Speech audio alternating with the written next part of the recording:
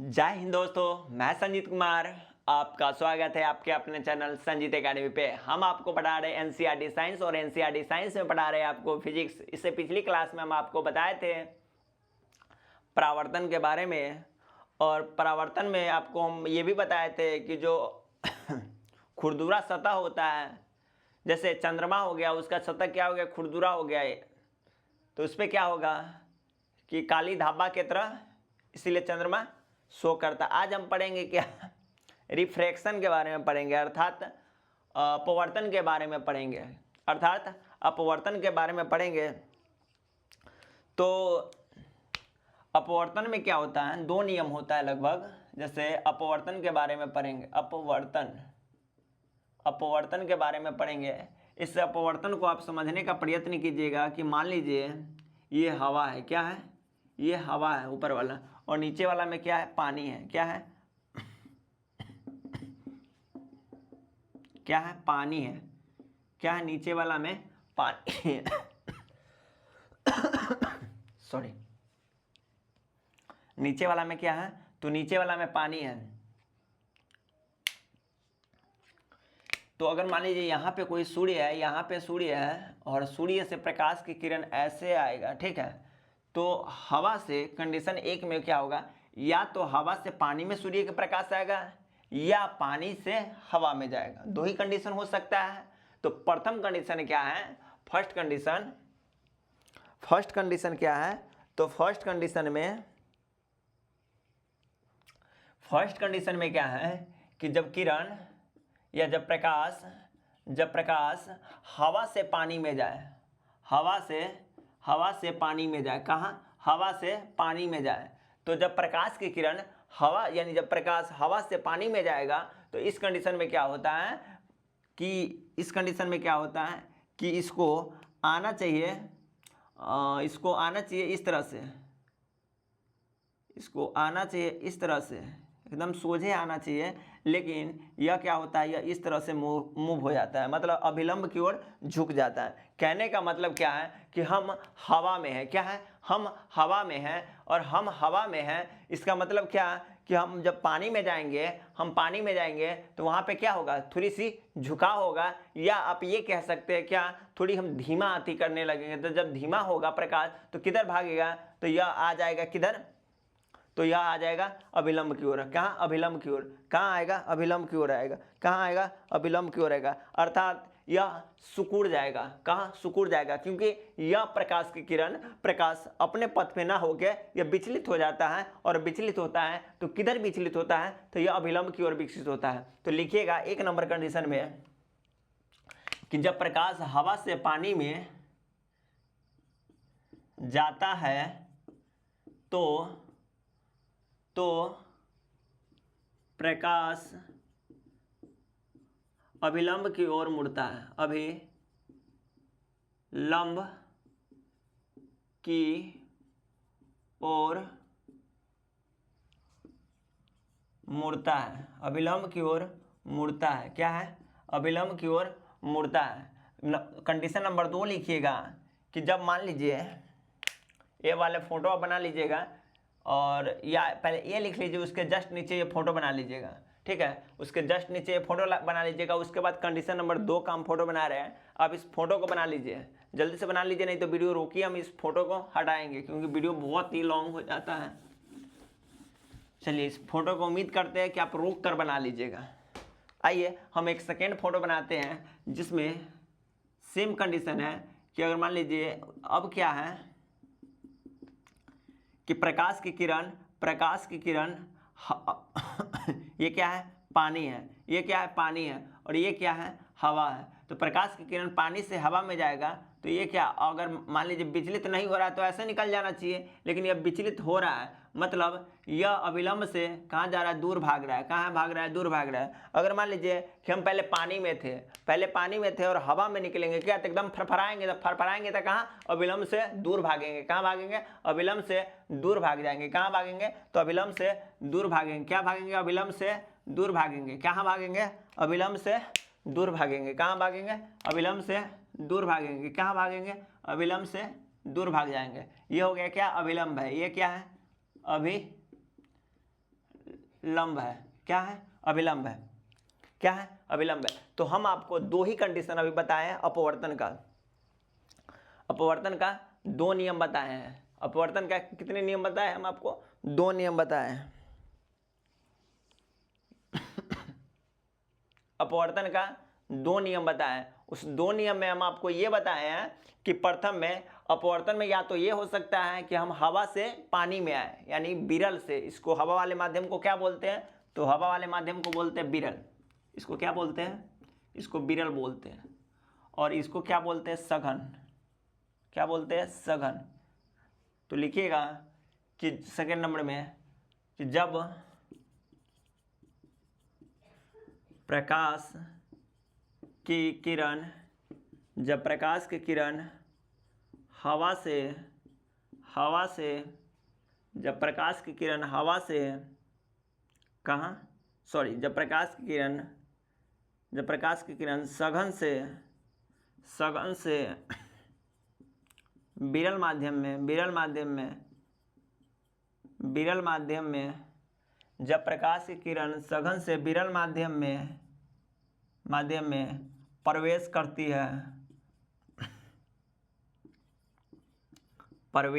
है तो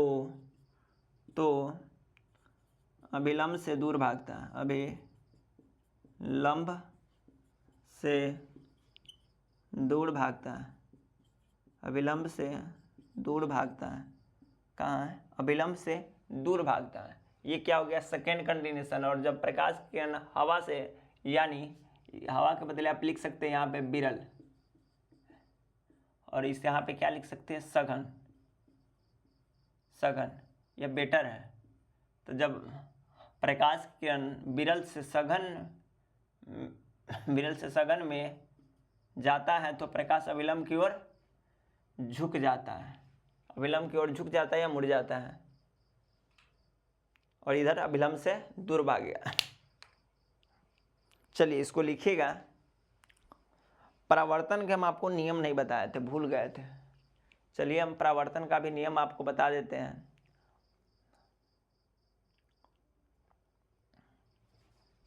परावर्तन के नियम होता है कि साइन आई बराबर साइन आर होता है, जहां पे हम आपको बताए थे कि आई और दोनों बराबर होता है। चलिए इसको लिख लिए होइएगा, या रहने दीजिए, परावर्तन के नियम लास्ट में हम आपको बता देंगे, ठीक है? अभी जो टॉपिक चल रहा है उसको चलने दीजिए। अब लिखिएगा टी आई आर। क्या लिखिएगा? टी आई आर यानी पूर्ण आंतरिक परावर्तन।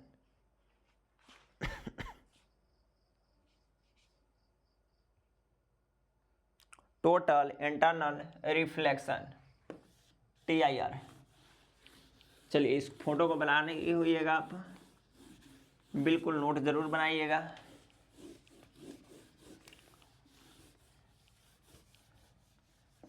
क्या है टॉपिक? TIR,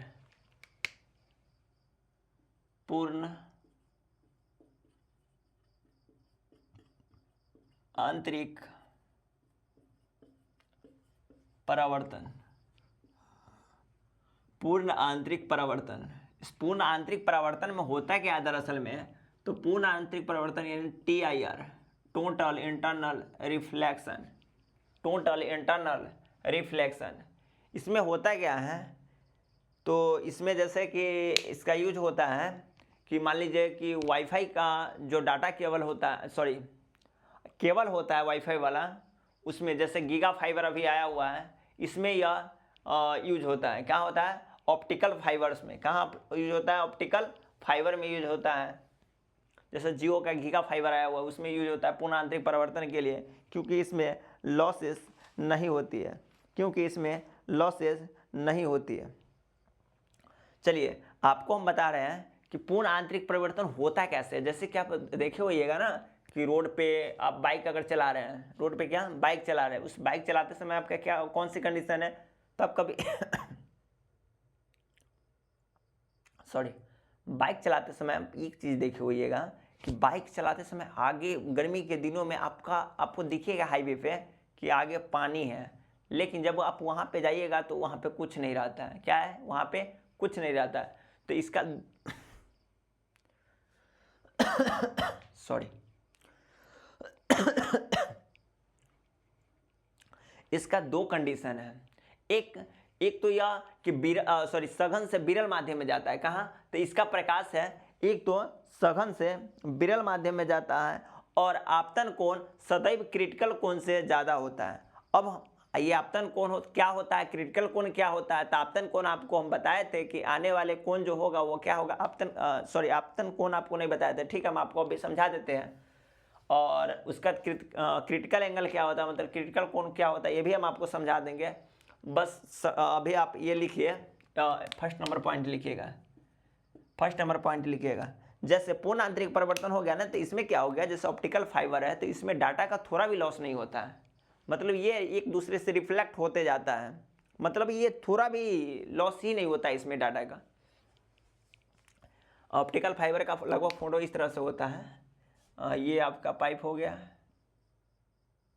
ये ऑप्टिकल वाले पाइप हो गया, इसके ऊपर एक लेयर आता है, इसके ऊपर एक लेयर आता है बॉक्स टाइप से, फिर इसके ऊपर रहेगा एक बॉक्स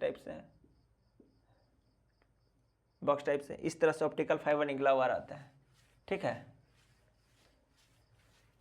तो ऑप्टिकल फाइबर का उपयोग होता है कहाँ पे, तो TIR में होता है।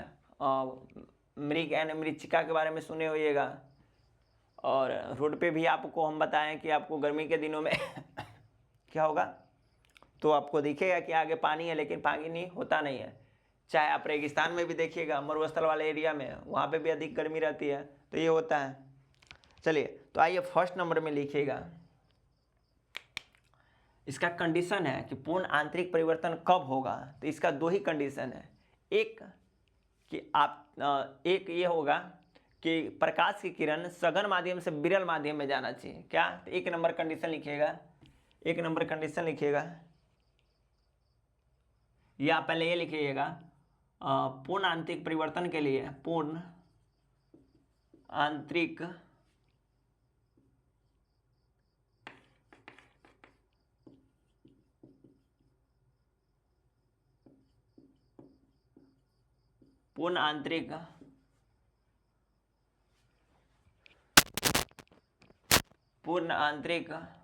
परावर्तन के लिए, पूर्ण आंतरिक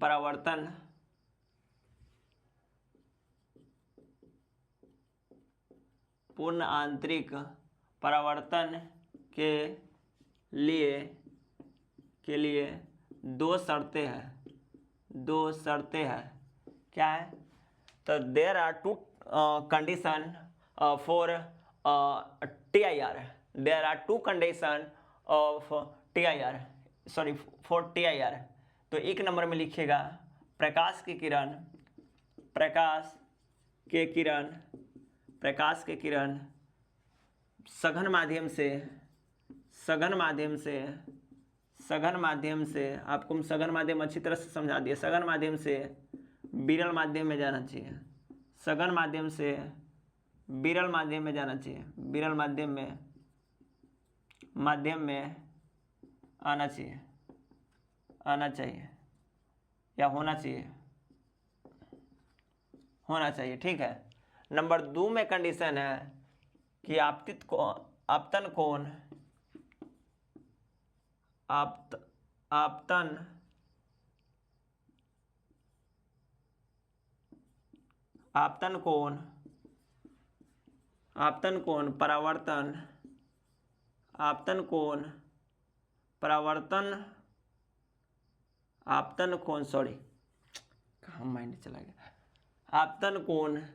क्रांतिक कोण से, यानी क्रिटिकल एंगल से, क्रिटिकल एंगल यानी क्रांतिक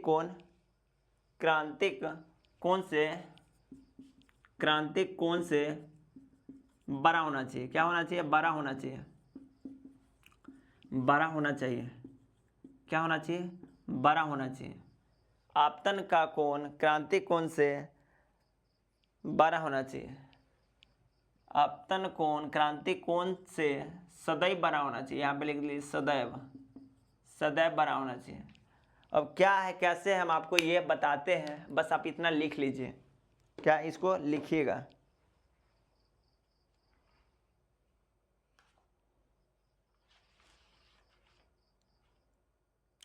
इसको लिखिएगा, उसके बाद इसका हम फोटो आपको समझाते हैं। चलिए इसको लिख लिएगा, नहीं लिखे होइएगा तो वीडियो रोक कर लिख लीजिएगा, वीडियो रोक कर लिख लीजिएगा। हम आपको बता दें, लिखिएगा लेकिन जरूर, नोट जरूर बनाइएगा। जैसे कि हम आपको बताते हैं कि ये क्या हो गया, ये हवा हो गया। क्या है? ये हवा है, मतलब विरल माध्यम में। कौन है? विरल माध्यम है। और ये क्या है? सघन माध्यम है। क्या है? सघन माध्यम है। तो हम आपको पहले बता देते हैं क्या आपतन कोण क्या होता है। आपतन कोण होता है क्या है? तो ये अभिलंब हो गया। क्या हो गया? ये अभिलंब हो गया। ये किरण को क्या बोलेंगे? आपतित किरण। और इस किरण को क्या बोलेंगे? परावर्तित किरण। तो ये जो कोण बनाएगा, ये जो कोण बनाएगा, इसी कोण को क्या बोलेंगे? आई। और इसी आई को क्या बोलेंगे? आपतन कोण। क्या बोलेंगे? आपतन कोण। क्या बोलेंगे? आपतन कोण। और इस कोण को क्या बोलेंगे? परावर्तन कोण। क्या बोलेंगे? परावर्तन कोण। परावर्तन कोण। आप इस चीज़ को समझ गए होइएगा, उम्मीद करते हैं आप 10th में पढ़े होइएगा। बस हम आपको रिकॉल कर दिए। क्या कर दिए? रिकॉल करवा दिए। तो आप एक चीज़ देखिएगा कि क्रांति कोण में क्या होता है कि जैसे इधर से जाएगा, जैसे अगर मान लीजिए ये रेखा नीचे से जा रही है तो आपतन कोण इसका क्या होगा? ये वाला होगा। क्या होगा? आपतन कोण ये वाला होगा। चलिए ठीक है, तो नीचे से होगा तो नीचे से आपतन कोण हो जाएगा। तो ये आप देखिएगा कि अगर मान लीजिए ऐसे कोई रेखा, कोई प्रकाश की किरण है, ये कोई प्रकाश की किरण है, तो क्या है? तो आप देखिएगा ये प्रकाश की किरण अगर मान लीजिए सीधे निकल जा रहा है। क्या है? सीधे निकल जा रहा है। तो ये सघन से जब विरल में जाएगा तो कहाँ? अविलंब से दूर भागेगा। कहाँ जाएगा? अविलंब से दूर भागेगा। कहाँ जाएगा? अविलंब से दूर भागेगा। क्योंकि आप अपवर्तन के नियम में आप पढ़े हैं कि जब सघन से विरल माध्यम में जाता है तो कहाँ? अविलंब से दूर भागता है। तो अविलंब से दूर भाग रहा है। लेकिन हम आपको पूर्ण आंतरिक परावर्तन में हम आपको ये बताए हैं कि आपतन कोण क्रिटिकल कोण से, अब क्रिटिकल कोण क्या होता है वो हम आपको बताते हैं।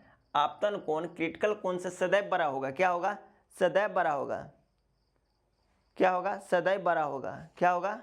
सदैव बड़ा होगा। क्या होगा? सदैव बड़ा होगा। तो अगर मान लीजिए यहाँ पे, अगर मान लीजिए एक बात हम कह रहे हैं कि यहाँ पे मान लीजिए कि 50 एंगल बनाया। कितना बनाया? 50 एंगल बनाया। तो ये क्या हुआ? ये क्या हुआ? ये क्रिटिकल एंगल इसको नहीं बोलेंगे। क्यों? क्योंकि क्रिटिकल एंगल में होता क्या है कि यह सघन से सघन माध्यम में ही आ जाना चाहिए। कहाँ? सघन से सघन माध्यम में आना चाहिए। क्योंकि ये जो हम आपको बताए थे कि ऑप्टिकल फाइबर वाला होता है, तो ऑप्टिकल फाइबर में अगर मान लीजिए यहाँ से डाटा जा रही है तो ये क्या करेगा? यहाँ से रिफ्लेक्ट होगा। तो यहाँ से रिफ्लेक्ट होगा तो इस तरह से रिफ्लेक्ट होगा। तो अंदर क्या है? सघन माध्यम है तो रिफ्लेक्ट होना चाहिए। तो ये क्या करता है कि अगर मान लीजिए यहाँ पे ये 50 डिग्री एंगल बना रहा है, लेकिन इसका और हम हल्का बड़ा कर देंगे। क्या करेंगे? इसको और हल्का बड़ा कर देंगे। जैसे इसको मिटा के हम आपको बताने का प्रयत्न कर, आप समझने की कोशिश कीजिएगा। इसको अगर मान लीजिए हम यहाँ पे लिया है, इस कोण पहले यहाँ पे था, देख लीजिए, हम इसको बड़ा किए। अब जितना इधर बड़ा करेंगे उतना क्या होगा? और यह नीचे की तरफ, तो यह इसके समानांतर आ जाएगा, इस सतह के समानांतर आ जाएगा। तो हम क्या बोलेंगे? क्रिटिकल एंगल यहाँ पे ये क्या हो जाएगा? क्रिटिकल एंगल यहाँ पे मतलब आपतित, ये आपतन कोण होगा, ये आपतन कोण होगा, ये क्रिटिकल एंगल हो जाएगा। तो क्रिटिकल एंगल क्या होगा? आपतन कोण से, सॉरी मिस्टेक हो गया। देखिए जैसे कि मान लीजिए ये क्या हो गया, हम आपको सेकेंड नंबर बताए हुए क्या कि आपतन कोण सदैव बड़ा होगा। किससे? क्रिटिकल एंगल से, यानी क्रांतिक कोण से। क्रांतिक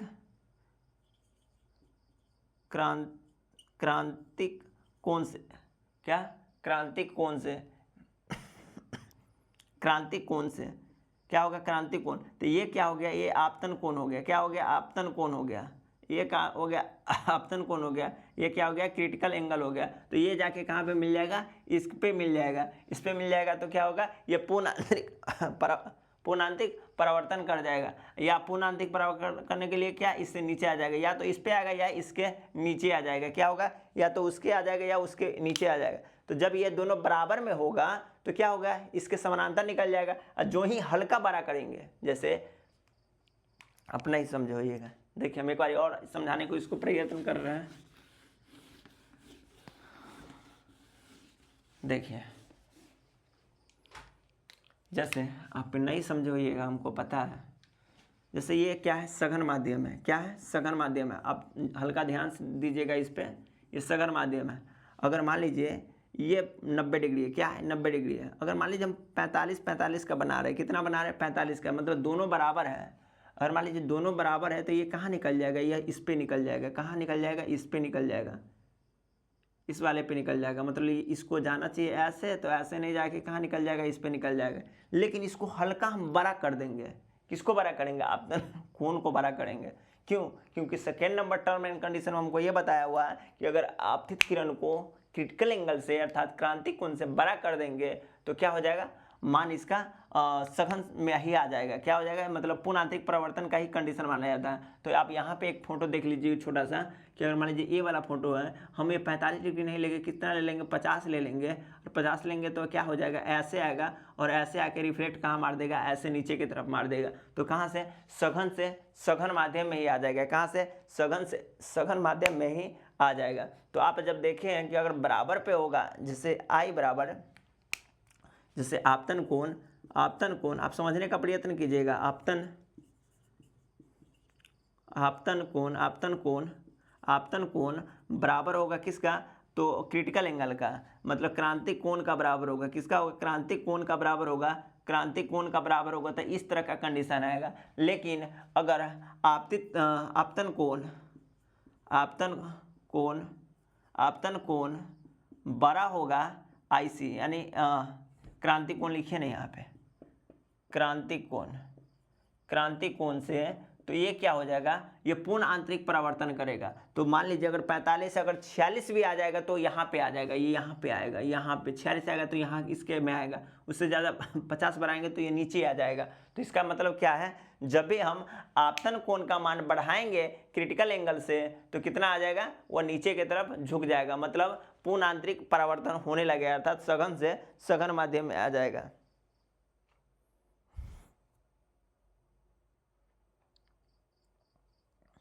तो लिखिएगा क्रांतिक कोण, इसको आप लिख लिए होगा। तो इसके नीचे आप फोटो बनाइएगा, ये दोनों फोटो आप बना लीजिएगा। और नहीं तो ये ओनली फोटो ये बनाइए कि ये इसके बीच, मतलब दोनों माध्यम के बीच से होकर जो गुजरता है उसके बारे में आप लिखिए। ये फोटो पहले बनाइए, उसके बाद ये फोटो हम आपको अभी नीचे हम बनवाएंगे। एक बड़ा सा फोटो बनाते हैं, ठीक है। आप इसको समझने का प्रयत्न कीजिएगा। अगर नहीं समझ में आए तो कमेंट बॉक्स में फिर से बताइएगा, फिर हम नेक्स्ट क्लास में आपको यह चीज़ जरूर बताएंगे। चलिए लिखिएगा क्रांतिक कोण के बारे में। इसमें क्या है, ये दोनों बराबर है। जब आपतन कोण के बराबर होगा तो ये होगा। तो क्रांतिक कोण लिखिएगा, वह कोण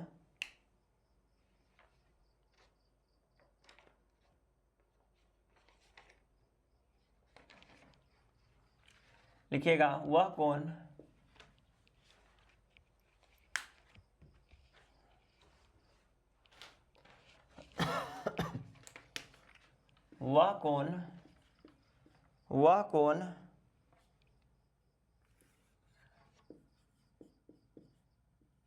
क्रांतिक कोण, वह कोण है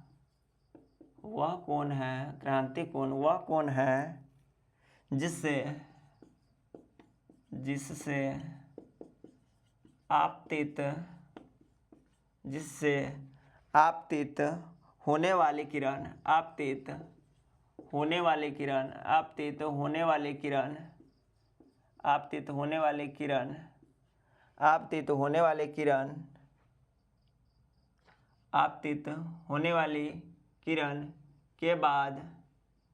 होने वाली किरण के बाद दोनों माध्यम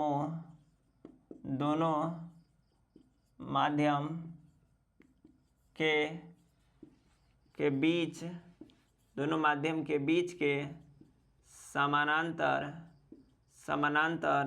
गुजर जाता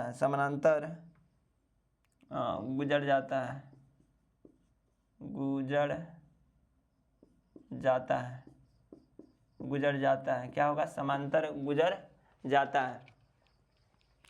चलिए इसको लिखिएगा, उसके नीचेगा प्रमुख क्रांति कौन, इसके नीचे लिखिएगा प्रमुख क्रांति कौन। जैसे पानी का क्रांति कौन होता है 50, लिखिएगा नीचे प्रमुख क्रांति कौन, प्रमुख क्रांति कौन। पानी का 50 होता है, पानी का क्रांति कौन 50 होता है, ग्लास का 42 होता है, ग्लास का 42 होता है।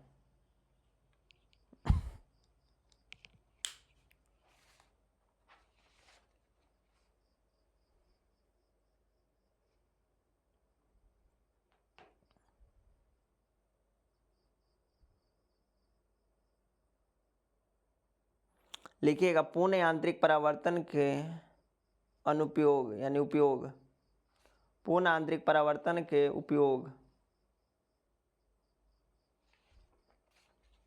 Application of TIR, application of TIR, application of TIR।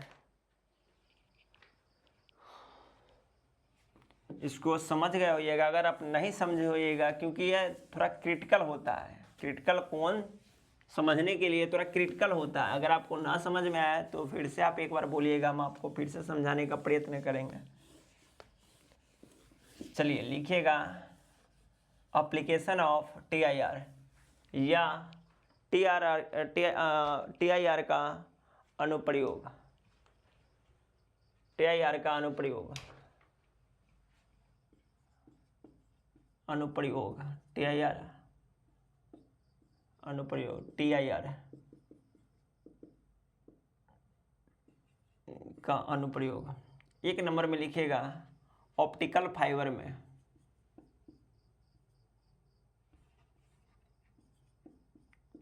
Optical fibre में, क्या ऑप्टिकल फाइबर में। उसके बाद हीरा को, हीरा का चमकना, हीरा का चमकना, या टूटे हुए कांच का चमकना, टूटे हुए कांच का चमकना, टूटी हुई कांच का चमकना। उसका बाद नेक्स्ट में लिखिए क्या, मृग मरीचिका, मृग मरीचिका। मृग मरीचिका वही होता है जब हाईवे पे आप देखिएगा कि पानी आगे दिख रहा है लेकिन फिर वहाँ पे जाइएगा तो पानी नहीं होता है, उसी को क्या बोलते हैं, मृग मरीचिका। रेगिस्तान में पानी का भ्रम, रेगिस्तान में, रेगिस्तान में पानी का भ्रम, पानी का भ्रम, रेगिस्तान में पानी का भ्रम। इंडोस्कोपी यंत्र में, इंडोस्कोपी, इंडोस्कोपी यंत्र में, इंडोस्कोपी यंत्र में कहाँ होता है, इंडोस्कोपी यंत्र में। ये जो ऑप्टिकल फाइबर है आपको पता है भारतीय मूल के अमेरिकी वैज्ञानिक ने डॉक्टर नरेंद्र कृपलानी ने इसका खोज किया था। कौन किया था, नरेंद्र कृपलानी ने इसका खोज किया था। तो नीचे एक नोट में लिखिएगा, इसको आप लिख लिए होइएगा, नीचे एक नोट में लिखिएगा ऑप्टिकल फाइबर का खोज। ये आपको बिहार पुलिस में भी या बिहार दरोगा के भी एग्जाम में पूछ सकता है। लिखिएगा नोट में ऑप्टिकल फाइबर का खोज, ऑप्टिकल फाइबर का खोज डॉक्टर नरेंद्र कृपलानी ने किया था, जो भारतीय मूल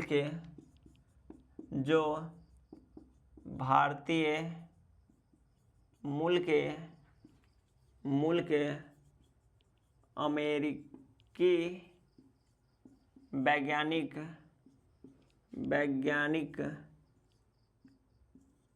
वैज्ञानिक थे, जो भारतीय मूल के अमेरिकी वैज्ञानिक थे। ऑप्टिकल फाइबर का खोज किसने किया था, आपसे पूछेगा एग्जाम में, तो आपको क्या बताना पड़ेगा, ऑप्टिकल फाइबर का खोज भारतीय मूल के अमेरिकी वैज्ञानिक ने किया था। भारतीय मूल के अमेरिकी वैज्ञानिक ने किया था। इसके बाद प्रकाश का व्यतितीकरण, इसके बाद है क्या, प्रकाश का व्यतितीकरण। इसके बाद क्या है, प्रकाश का व्यतितीकरण। प्रकाश का व्यतितीकरण हम कल पढ़ेंगे, थोड़ा तबीयत खराब है, गला फंस रहा है, तो आज के लिए इतना ही रखते हैं। फिर आपसे मिलेंगे हम कल नेक्स्ट वीडियो के साथ। आज बहुत कम देर पढ़ाई हुआ है, पर कोई बात नहीं, आप लोग प्रैक्टिस करते रहिएगा, जितना बायोलॉजी पढ़ा दिए उस सभी का। तो जय हिंद, आपसे मिलते हैं नेक्स्ट वीडियो में।